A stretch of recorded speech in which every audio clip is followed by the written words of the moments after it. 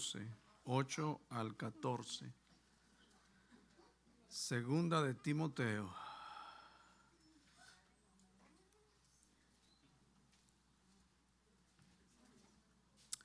Por tanto, no te avergüences de dar testimonio de nuestro Señor,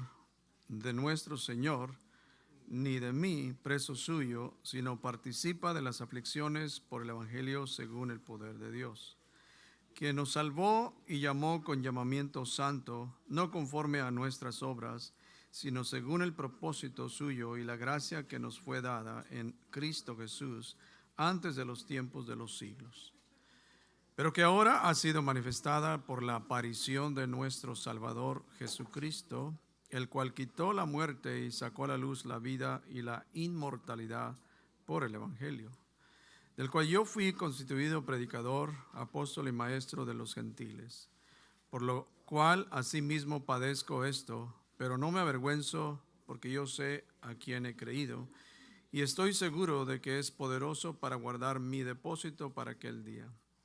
Retén la forma de las sanas palabras que de mí oíste en la fe y amor que es en Cristo Jesús. Guarda el buen depósito por el Espíritu Santo que mora en nosotros. Vamos a orar, hermanos. Les invitamos a pedir a Dios que sea el Espíritu Santo que está en nosotros, con nosotros, que nos dé entendimiento. Porque hay cosas que solamente el Espíritu Santo nos puede enseñar, revelar. Claro, tenemos su palabra escrita, pero por medio del poder de su Santo Espíritu. Amén. Padre, en esta mañana te damos gracias nuevamente por este momento que tú nos das, Señor, de venir la congregación, reunirnos, adorarte en espíritu y en verdad, y a proclamarte que tú eres el Rey de Reyes, Señor de Señores. Y venimos, Señor, para escuchar tu palabra, y pedimos que tú nos hables a través de ella, que tú hables a lo más profundo de nuestro corazón y que tú quites aquellas cosas que no te agradan, oh Dios. Te damos gracias, Señor. Sabemos que tu palabra es inerrante, es infalible. Tu palabra es suficiente. Tu palabra, Señor, es poderosa. Te damos muchas gracias en esta mañana, en tu precioso nombre. Y todo el pueblo, Señor, dice: pueden sentarse, hermanos, y con sus Biblias abiertas, que continuamos estudiando esta importante carta, que estas se llaman las cartas pastorales, que tenemos 3 cartas pastorales, primera y segunda de Timoteo, y luego tenemos a Tito. Y el propósito de estas cartas, y creo que lo hemos mencionado en el pasado, que el propósito de estas cartas es para que la iglesia esté organizada. Amén. Esté organizada, y además estas cartas nos ayudan para saber qué tipo de liderazgo vamos a tener dentro de una congregación local. Es muy importante esto. El liderazgo bíblico, un liderazgo sano, un liderazgo que ha sido aprobado por Dios, pero también confirmado por la iglesia local. Amén. Y además también nos ayudan estas cartas pastorales a cada uno de nosotros para saber cómo debemos conducirnos en la casa del Dios viviente. Muchas cosas que uno tiene que saber. Amén. Especialmente nosotros venimos de una raza, pues todos de una raza caída. No teníamos conocimiento de Dios. Por lo tanto, necesitamos saber estas cosas, aprender estas cosas. Por eso los días jueves tenemos una serie un curso más bien, acerca de la familia. Y estábamos mencionando hace algunas semanas que nosotros crecimos en un ambiente que quizás, o en una cultura donde no teníamos el conocimiento de cómo tratar a la esposa, cómo tratar a los hijos, etc. Y gracias a Dios por su palabra. Amén. Que su palabra nos ayuda, nos guía, nos da dirección para saber cómo relacionarnos unos con otros. Porque es sorprendente, pero hay gente que se ha convertido de las tinieblas, han dejado la borrachera, han dejado el adulterio, han dejado las drogas y todo eso, pero aún así, digo, gracias a Dios, pero no saben cómo conducirse, cómo tratar a la gente. Y la Biblia tiene para todo. Amén. La Biblia tiene para todo, de padres a hijos, de esposos a esposas, de siervos a amos, del gobierno a los ciudadanos. Amén. Nos dice cómo debemos conducirnos en este mundo. Entonces el apóstol Pablo aquí le dice a Timoteo que no se avergüence de dar testimonio de Cristo. Ahora, si leemos en el contexto, en el versículo anterior, o sea, si sabemos que Dios no nos ha dado un espíritu de cobardía, amén, no nos ha dado un espíritu de cobardía, más bien el Dios del cielo nos ha dado un espíritu de ¿qué? De poder. So, Dios nos ha dado en el contexto, en el versículo anterior, Dios nos ha dado un espíritu de poder, Dios nos ha dado un espíritu de amor y Dios nos ha dado un espíritu de dominio propio. Es decir, en nosotros los cristianos, el Señor nos ha empoderado. Amén. Tenemos el espíritu de verdad. Jesús dijo, pero recibiréis poder cuando haya venido sobre vosotros, ¿qué? El Espíritu Santo. Entonces, el Espíritu Santo está en nosotros. Es por eso que tenemos el Espíritu de Dios. La Biblia dice, tenemos el Espíritu de Cristo. Entonces, por eso que nosotros adoramos al Señor en espíritu y en verdad. Entonces, Pablo le dice a Timoteo que no debe de avergonzarse de dar testimonio de Cristo. Y como iglesia no debemos de dejar enfatizar lo importante que es el mensaje del evangelio, que el mensaje central está en la persona de nuestro Señor Jesucristo. Amén. Lo que Cristo hizo por nosotros, que Él nos salvó, que Él nos redimió de nuestros pecados, que Él nos salvó de la ira venidera. Miren, el mensaje de Pablo, si nosotros leemos las epístolas del apóstol Pablo, si hacemos un resumen, el mensaje central de Pablo no era hacer milagros. Amén. No era sanar enfermos. No era echar fuera demonios. No era avivamiento. Ahora, creemos en todo esto. Definitivamente creemos. Pero ese no era el mensaje de Pablo. Alabado sea el nombre del Señor. El mensaje de Pablo era predicar a un Cristo y a este crucificado.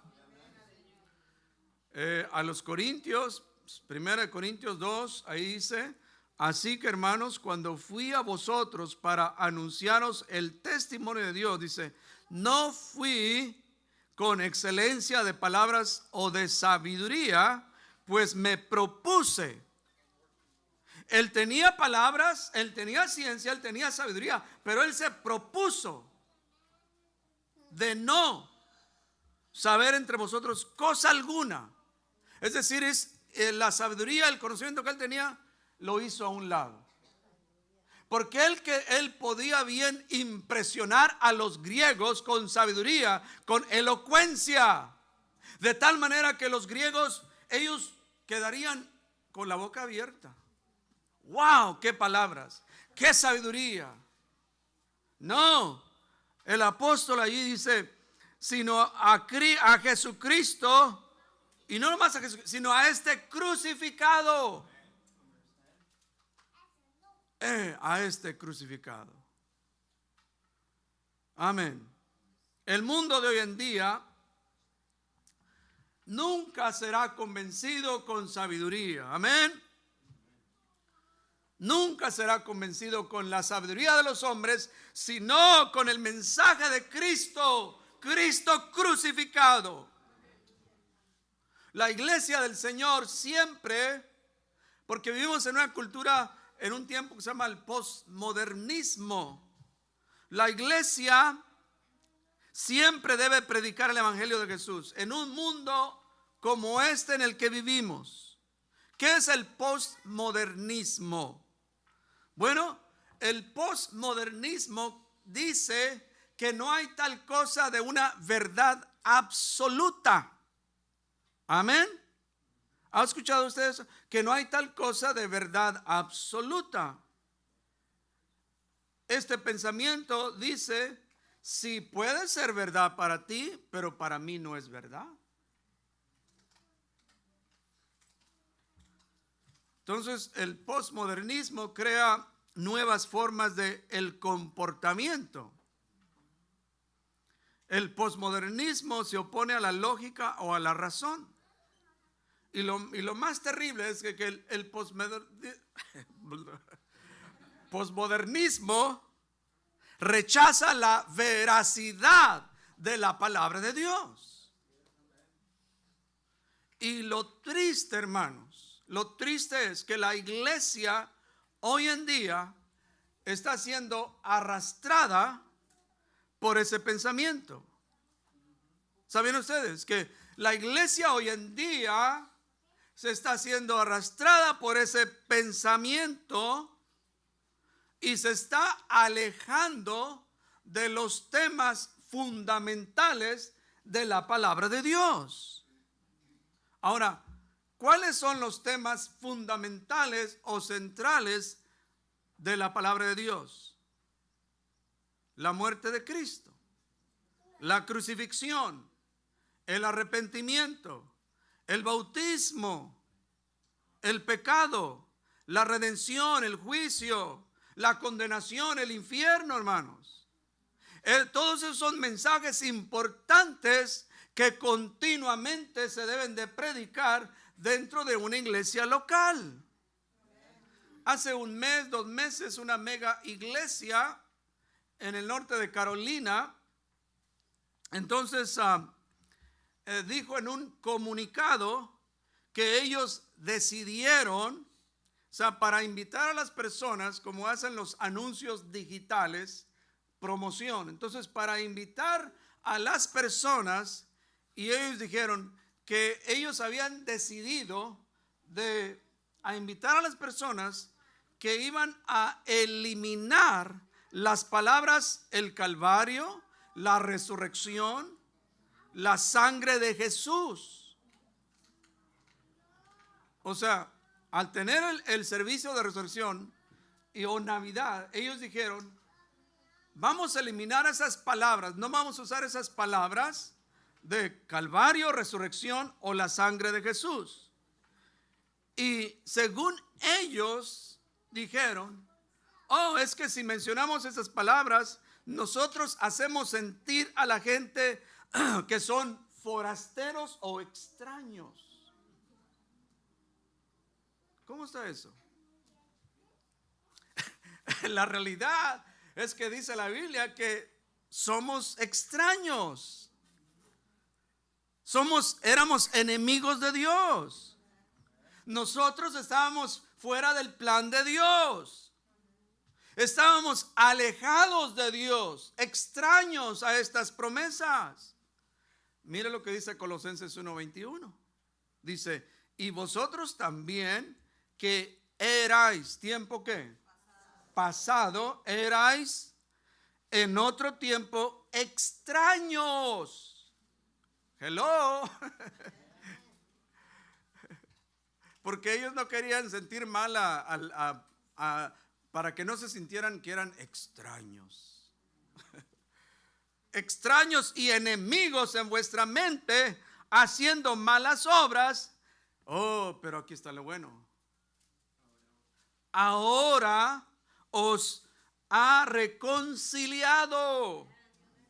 Tiempo pasado, enemigos de Dios, extraños de los pactos, pero ahora, tiempo presente, por medio de Cristo nos hemos reconciliado con el Padre. El cristianismo bíblico siempre está centrado en la persona de Jesús, en lo que Cristo hizo por nosotros. Si nosotros dejamos la iglesia en este tiempo, en el postmodernismo, deja de predicar esto, pierde su poder. Porque no me avergüenzo del evangelio, dice Pablo, porque es que poder de Dios para todo aquel que cree. Además, Jesús dijo, entonces por eso Pablo le está diciendo a Timoteo, hey, no te avergüences de dar testimonio de Jesús. Jesús dijo en Marcos 8:38, porque el que se avergonzare de mí y de mis palabras. Ahora, todos sabemos que Pedro se avergonzó. Pedro le entró miedo. Amén. La realidad. Y creo que nosotros hubiéramos hecho lo mismo. Si una criada, hermanos, una criada le dijo, tú eres uno de ellos. No era un soldado romano, no era un de esos grandes, no, una criada. Esa es la realidad de nuestra humanidad tan débil que somos, hermanos. Que en momentos cuando se nos cuestiona, cuando se nos pregunta, ¿tú eres uno de ellos? No, yo nomás vine a visitar. Nomás voy de vez en cuando a esa iglesia. Me gusta ir de vez en cuando, por ahí, pero yo no soy de ellos.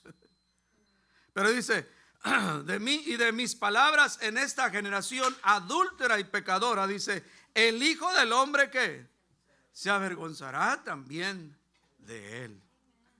Alabado sea el nombre del Señor. ¿Cómo avergonzarnos, hermanos, de aquel que dio su vida por nosotros? ¿Cómo avergonzarnos, hermanos? Oh, bendito sea su nombre. Ahora el versículo 9 dice, ¿quién nos salvó y llamó con llamamiento santo? Ahora, lo sorprendente no es que nosotros aceptamos a Cristo. Amén. Eso no es lo sorprendente. Lo sorprendente es que Él nos llamó, Él nos escogió, Él nos invitó.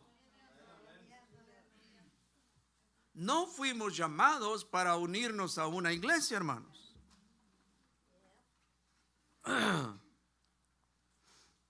Tampoco Él nos llamó solo para creer el evangelio. Voy a explicar eso. No solamente para eso. Él nos llamó para ser salvos.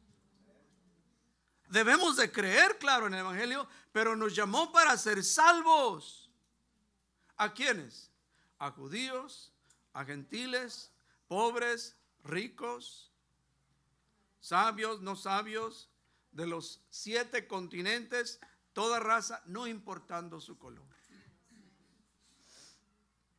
Y Pablo dice a Timoteo que el cual quiere que todos los hombres sean salvos y vengan al conocimiento de la verdad. Él no quiere que ninguno se pierda, porque Él nos ama. Pero tristemente la realidad es que se van a perder, porque no van a creer al evangelio. Oh, que muéstrame algo. Y que yo recuerdo cuando trabajaba en la cafetería y luego pues siempre daba testimonio del Señor. Y en una ocasión un joven viene y me dice, bueno, y si a Pablo se le apareció el Señor, tuvo una visión y yo quiero creer, pero ¿por qué a mí no se me aparece? ¿Por qué no tengo una visión? Le digo, es precisamente porque yo estoy aquí para comunicarte lo que tú necesitas que saber. Él no quiere que tú te pierdas. Oh, pero ¿por qué no me da una visión? Pero nuevamente, no todos aceptarán la invitación. Y no todos todavía, algunos están luchando con ese pensamiento, ¿acepto o no acepto? Algunos no quieren dejar su religión antigua. Algunos no quieren dejar el mundo y sus placeres. Oh, es que si me meto allí con tus hermanos me van a quitar la felicidad. Me van a quitar mi diversión. Amén. Hace muchos de nosotros así pensamos, ¿no? Oh, es que si me meto ahí con tus hermanos me van a quitar toda la felicidad. Y ellos creen, bueno, así creíamos, que la felicidad y la alegría es emborracharse, es bailar, es hacer todas esas barbaridades. No, esa no es felicidad. Eso es vivir un mundo de pecado. Porque ahora Cristo que está en nosotros nos da el gozo. Esa es la verdadera felicidad. Tenemos una vida en abundancia. Y Cristo nos ha llamado de una vida de pecado a una vida de santidad. Todos digan santidad. Por eso Pedro dice, sino como aquel que os llamó es santo. Amén. Y lo dice, sed también vosotros santos. Oh, pero nomás los apóstoles. No, vosotros somos de Cristo. Vosotros debemos ser santos. Y lo dice solamente los días domingos. Solamente el día domingo vente aquí bien santito. No, aquí dice toda vuestra manera de vivir. Cómo nos conducimos en el mundo, aquí, fuera, debemos vivir una vida santa. Nuestro hablar, nuestro comportamiento, las palabras que decimos. No pensemos que la santidad nomás es la vestimenta. No. Debemos de vestirnos decentemente, pero esa no es la santidad. Amén. Es mucho más, hermanos. Mucho más que eso. Porque si esa fuera la santidad, las mujeres musulmanas nos dejan atrás. Porque ellas de cabeza hasta abajo, wow, amén. Pero eso no es, hermanos. No, sí, nuevamente es importantísimo vestirse decentemente. Amén. Ahora dice, Cristo nos llamó, dice, no conforme a nuestras obras. No fue algo que nosotros hicimos algo fabuloso. Hicimos algo que impresionó a Dios. Amén. No fue por nuestras buenas obras que hizo que Dios pusiera los ojos en nosotros. Ay, wow. Hay que apartar porque mira, anda bien. Este sí lo voy a. No. Mira lo que dice Isaías 64:6. Todos conocemos, dice, si bien todos nosotros, ¿quiénes? Hombres, mujeres, jóvenes, todos nosotros somos como ¿qué? Suciedad. Así dice, ¿no? Y todas nuestras justicias como trapo de inmundicia. Es decir, todos nosotros somos impuros, somos pecadores, no hay nada bueno en nosotros. Fue su gracia quien nos salvó.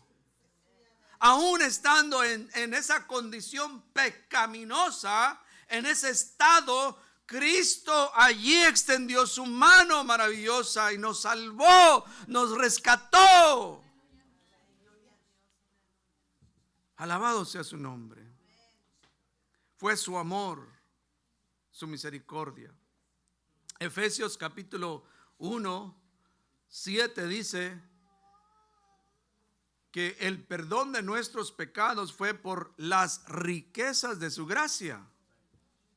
Es decir, a Cristo le plació salvarnos. Estábamos en ese plan de redención en el pasado. Dios quiso revelar ese misterio oculto el misterio oculto en el Antiguo Testamento a nosotros en esta nueva dispensación. Amén. Pedro nos dice 1:8, dice, ya destinado desde antes de la fundación del mundo, pero manifestado en los postreros tiempos, porque por amor a vosotros. Y yo digo, bendito sea su nombre por salvarnos. Gloria a Dios que somos parte de esta grande salvación. La salvación no es una recompensa. Amén. No.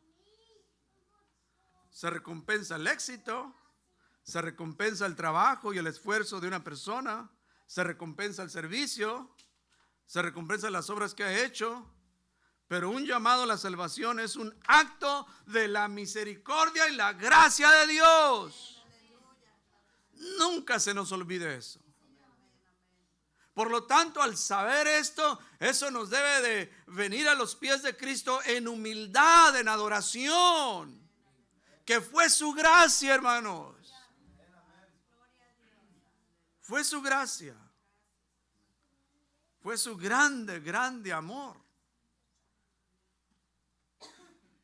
Aunque nuevamente lo he dicho muchas veces, que yo estando en el mismo ambiente pecaminoso de pandillas, estando en ese mismo ambiente, y fui a un servicio en una escuela, y allí Cristo, su Espíritu Santo, por primera vez allí, ahí pude realmente experimentar el poder y el amor de Dios que yo nunca había experimentado. Y en mi hablar con el Señor en ese momento que estaba experimentando su amor y derramó de su Espíritu, y yo en mi conocimiento sin saber mucho, pero ¿por qué? ¿Y por qué? Yo no podía, pero ¿por qué, Señor? ¿Por qué eres tan bueno? Y más, parece que más derramaba el Señor. Digo, gloria a Dios. Tito nos dice, nos salvó no por obras de justicia que nosotros hubiéramos hecho, sino por la misericordia, por el lavamiento de la regeneración y por la renovación en el Espíritu Santo. Es que por gracia sois salvos, no por medio de vosotros, pues es don de Dios, para que nadie se gloríe. Es un don de Dios. Oh, hermano, es que usted sabe, esta salvación me ha costado mucho. Muchos ayunos, muchas oraciones, muchos diezmos también. Oh, pobrecito. Oh, hermano, usted sabe, pero tengo mucha experiencia en el Señor. Y no, dejemos esas tonterías. Es por su gracia, hermanos. Es por su gracia. Porque si la salvación fuera una recompensa, entonces no hubiera necesidad de un Salvador. La salvación fue un acto divino. La salvación fue una demostración de su amor. La salvación fue un propósito desde los tiempos pasados. Por eso ahí en el versículo 10, si continuamos, hermanos, dice, pero ahora ha sido manifestada, Pablo dice, ahora en tiempo presente ha sido manifestada, dice, por la aparición de nuestro Salvador Jesucristo.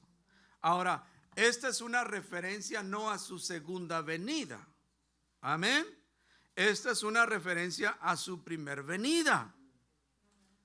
De Génesis a Malaquías se hablaba de quién, de un Mesías que iba a venir. Los profetas profetizaron su venida. Hay muchas profecías. Los judíos lo estaban esperando. Por eso Pablo a los Gálatas dice, pero cuando vino, Gálatas 4:4 dice, pero cuando vino el cumplimiento del tiempo, Dios envió a su Hijo, nacido de mujer y nacido bajo la ley. Cuando se cumplió ese tiempo que los profetas habían profetizado, que ellos no sabían cuándo, precisamente en ese tiempo, allí Dios envió a su Hijo. Y ese Hijo, dice, el cual quitó la muerte, verso 10, y sacó a la luz a la vida y la inmortalidad. ¿Por quién? Por el Evangelio. Quitó la muerte, o sea, destruyó la muerte. No estamos hablando de muerte física, Porque hasta la fecha todo el mundo muere. Amén. Amén. Todos aquí vamos a morir.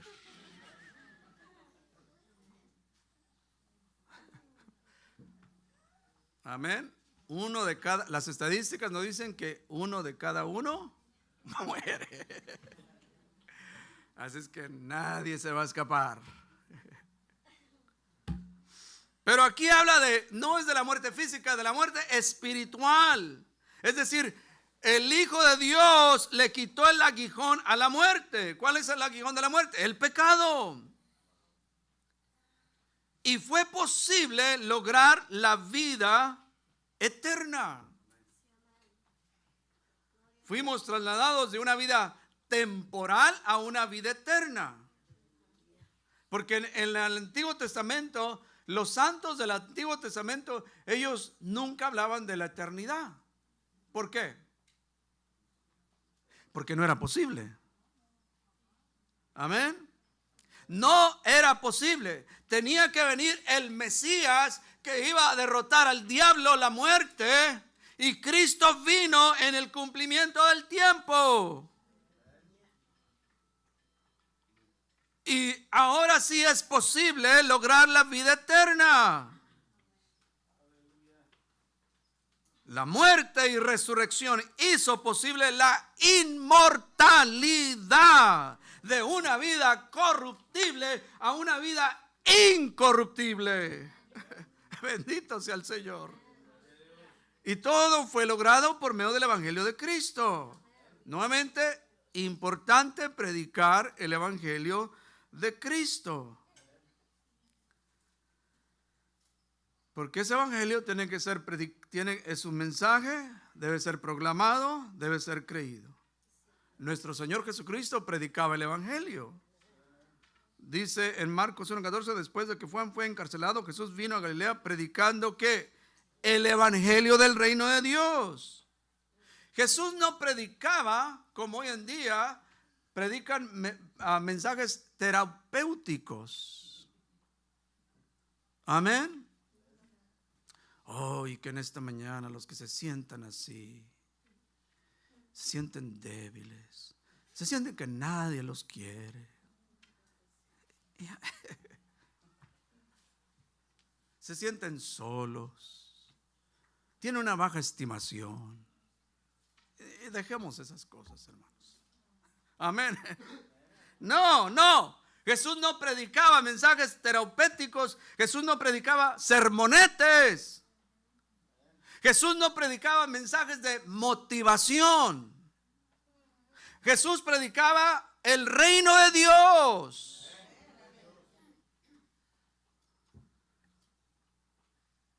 Lucas 4:43 dice, pero él les dijo, es necesario que también a otras ciudades anuncie, ¿qué?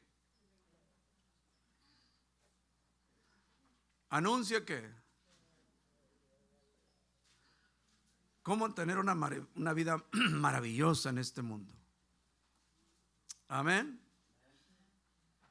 No, que anuncie el Evangelio del reino de Dios. ¿Por qué?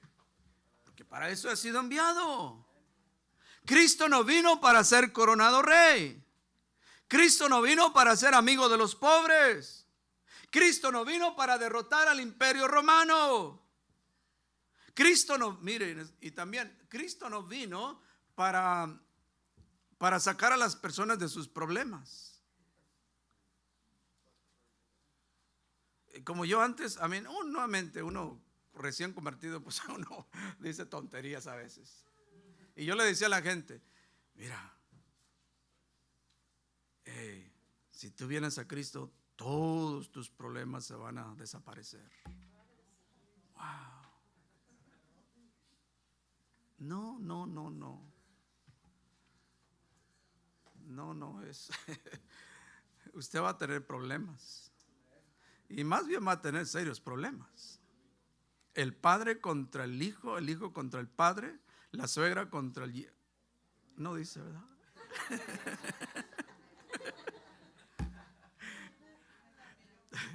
Pero sí, ahí hay tantos problemas, ¿no?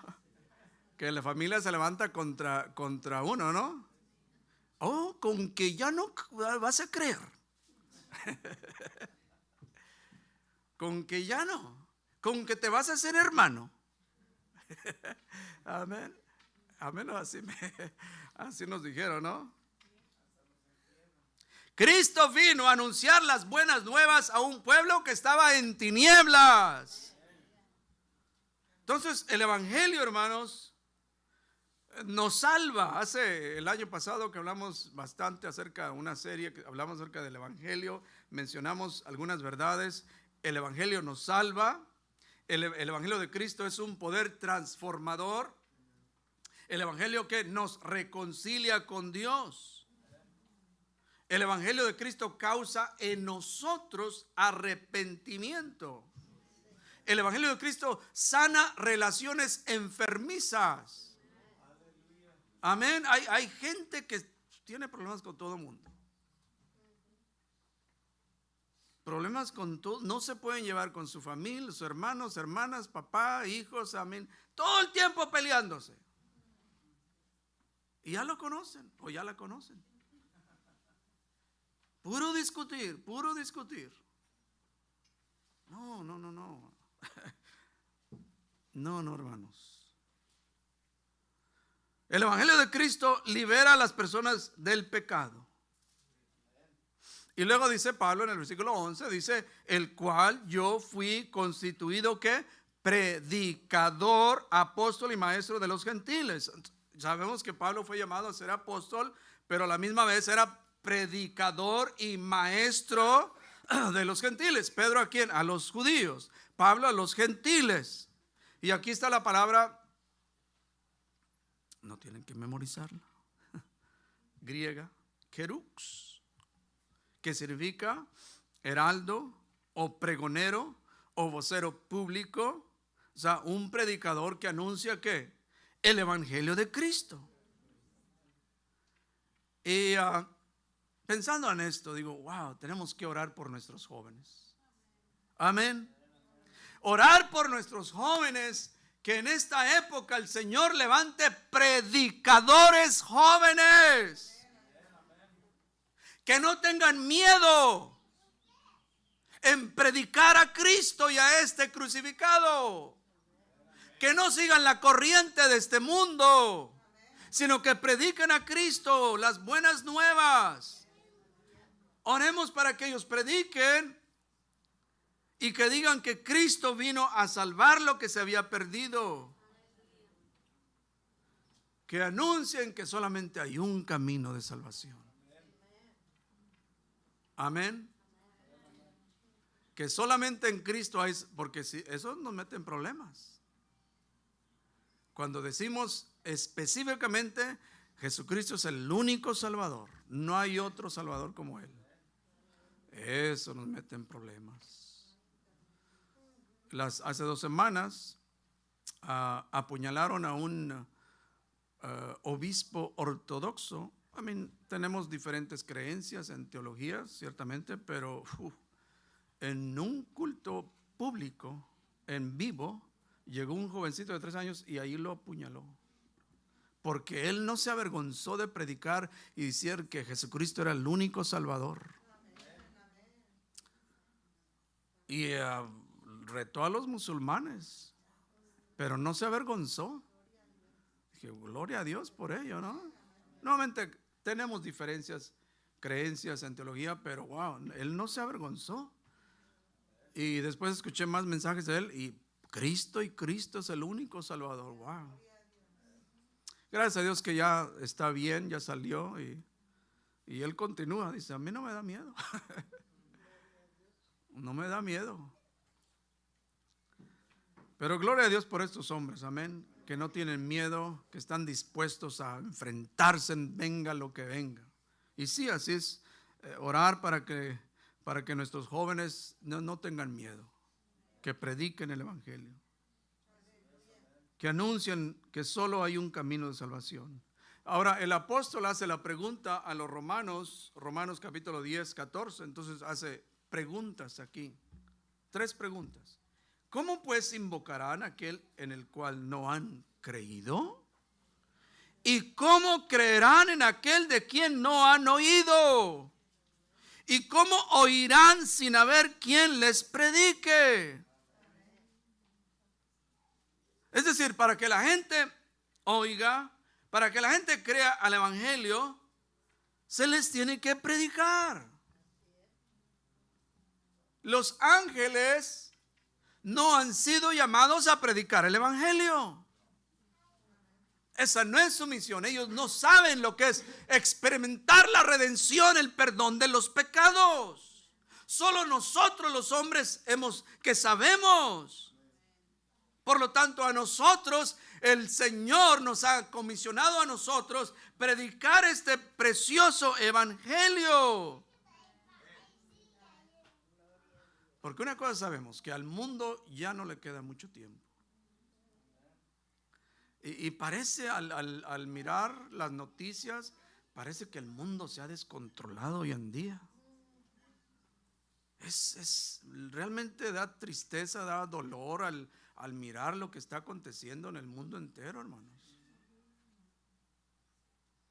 Hace 3 días mirando cómo la gente se está levantando en todo el mundo, el antisemitismo está creciendo de una manera increíble. En todo el mundo multitudes se levantan. Las guerras, hermanos, que hay hoy en día contra el pueblo de Israel, la decadencia, ya hemos hablado de esto, la decadencia moral y espiritual en este país. Es increíble. La semana o estos días, me parece, estaba leyendo de la vicepresidenta, que se le ocurre decir, amén. Ella dice muchas locuras. Pero miren, se le ocurre decir a esta señora, fíjense nomás, ¿hasta dónde llega? Que es inmoral quitar el derecho a una mujer que quiere abortar a una criatura. ¿Que es inmoral quitarle el derecho a una mujer que quiere quitar la vida, quiere destruir una vida que está dentro de su vientre? ¿Eso es inmoral? En primer lugar, esa criatura que está en el vientre de una madre es una vida creada a la imagen de Dios. En segundo lugar, esa criaturita que aún no ha nacido, pero ahí está, tiene el derecho de vivir, derecho de nacer. En tercer lugar, ninguna mujer tiene ese derecho de abortar a una criatura no nacida. Alabado sea el nombre del Señor. Y hermanos, al escuchar esto, verdaderamente nuestro país ha perdido el discernimiento. Y ya lo hemos dicho en el pasado. Y lo más sorprendente al leer es que casi en poquito más de un año, el gobierno federal dio 700 millones de dólares a la industria abortiva Planned Parenthood.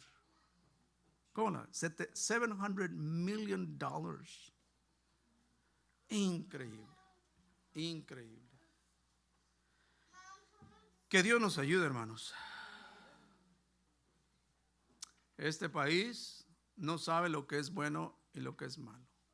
O sea, la gente así ya hemos llegado a esta condición tan en tinieblas. Ahora, el profeta Isaías tiene un ay. Ahora, cuando miremos en la Biblia ay, hay que poner atención. Ay, ay, ay. Cuando hay un ay en la Biblia, hay que poner atención. Y Isaías dice allí 5:20, dice, hay de los que a lo malo dicen bueno y a lo bueno malo, que hacen de las tinieblas y de las tinieblas luz. Perdón, que hacen de la luz tinieblas y de las tinieblas luz, que ponen lo amargo por dulce y lo dulce por amargo. No, gente, que Dios nos ayude, hermanos. Que Dios tenga misericordia de este país. Y este país, hermanos, no será exento del juicio de Dios. Ya estamos. Ya estamos, hermanos. Porque Dios tiene que juzgarnos por los pecados que estamos cometiendo. No nos vamos a escapar, hermanos. No nos vamos a escapar. Todavía el Dios del cielo nos está llamando a humillarnos. Amén. El camino a la reconciliación con Dios.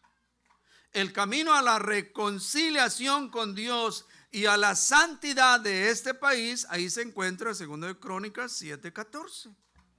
Tenemos que humillarnos delante de Dios. Tenemos que orar.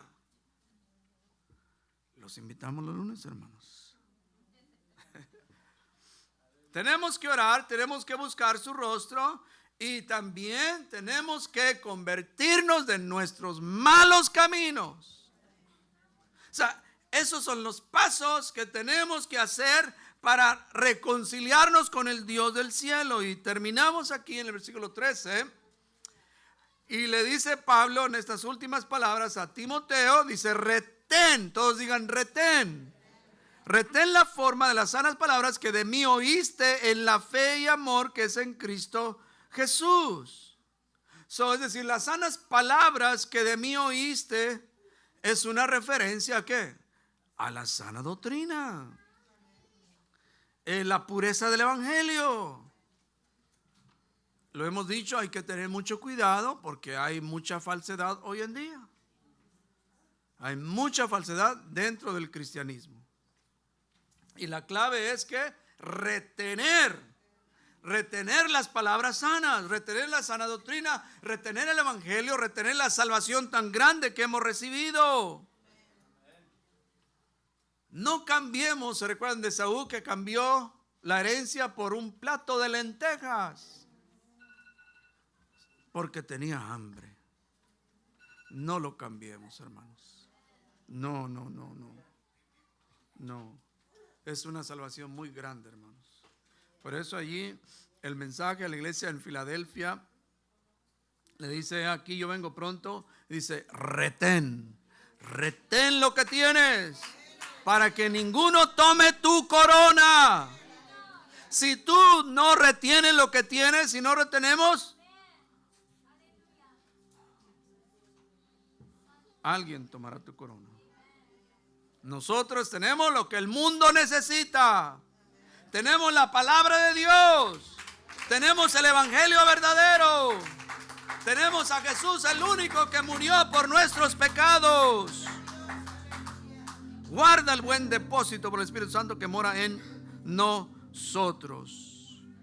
El buen depósito normalmente es una referencia a la verdad de Dios. Debemos guardarlo y debemos apreciar. Un gran tesoro del evangelio, gran tesoro de la palabra. Estamos de pie. Tenemos su Espíritu que mora